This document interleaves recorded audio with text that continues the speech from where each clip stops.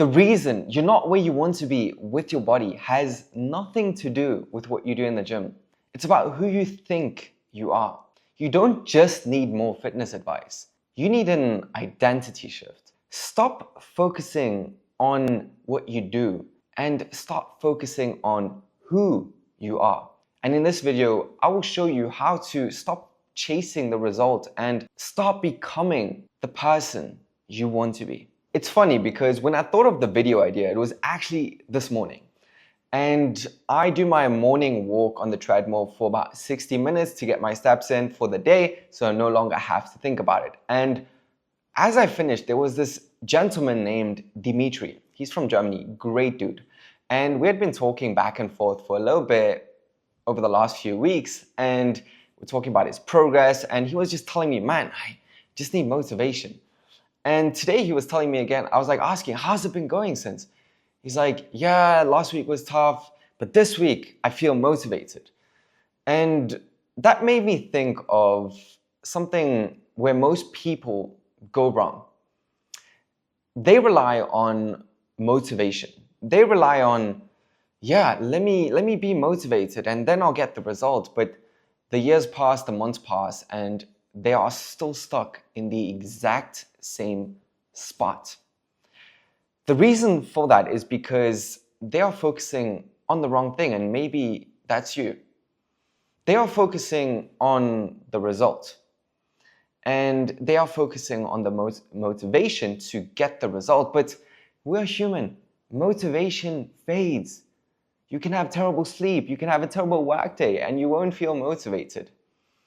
So what's the solution? The solution is, think of it like this, and I first got this concept from the book Atomic Habits, amazing read, changed my life. Think about 3 circles. We have circle on the inside, circle on the outside, and then another circle around that.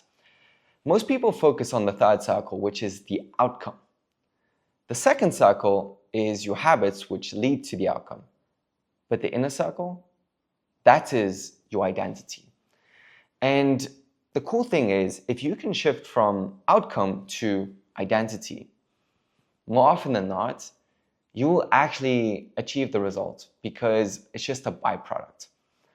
For an example, let's say you're a smoker and you're trying to quit smoking.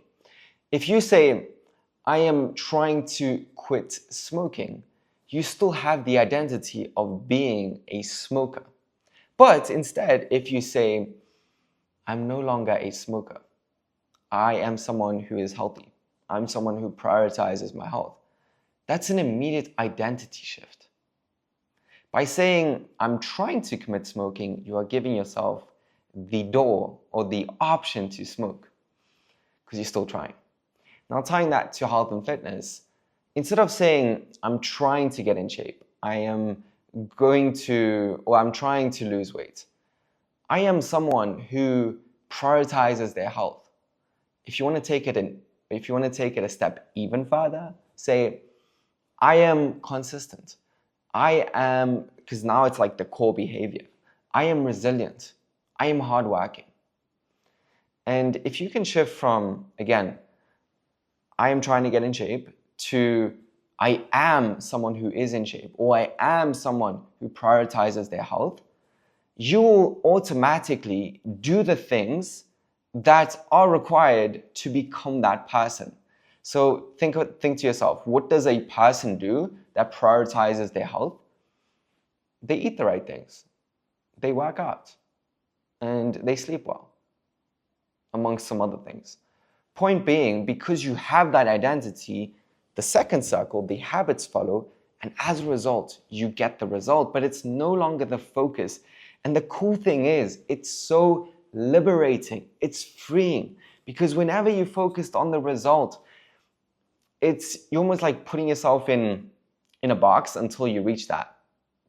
And you are creating suffering until you reach that result. But if it's just who you are, it's different. And to share my personal story with this, the reason I believe I had such a smooth transition from football rather, which was the majority of my life, to fitness, and I saw amazing results in such a short period of time is because I believe that I took the identity of being resilient, of being consistent, of being hardworking, and I just applied that to fitness. And because of that, I just saw amazing results. Not because I necessarily knew what I was doing. Over time, I figured it out. But because of those traits and because of my identity. And I'll leave you with this.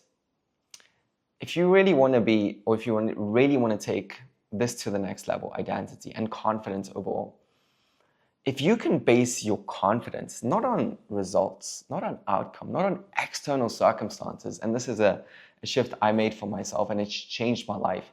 Because I used to be very reliant on, oh, I'm good at football. Oh, I'm good looking. Oh, I'm XYZ. And that puts you in a very vulnerable spot because now if these things don't, if you're not good looking a day or you injured with football, it can take away from your confidence. But if you can base your confidence on certain behaviors like I am consistent, I am resilient, I am the type of person that shows up, that is in your control. And that puts you in a very, very powerful position. I hope this was helpful. Really, yes, fitness advice is important and you don't have to work out 6 days a week, 2 hours in the gym. Genuinely speaking, I mean, my clients work out 3 days a week or 3 hours a week rather. You don't have to. My point is that if you can make that shift from I'm trying, I'm motivated, I want the result, to this is who I am, you will get in shape. I promise you right now. If you found this valuable, let me know. Other than that, I will see you in the next one.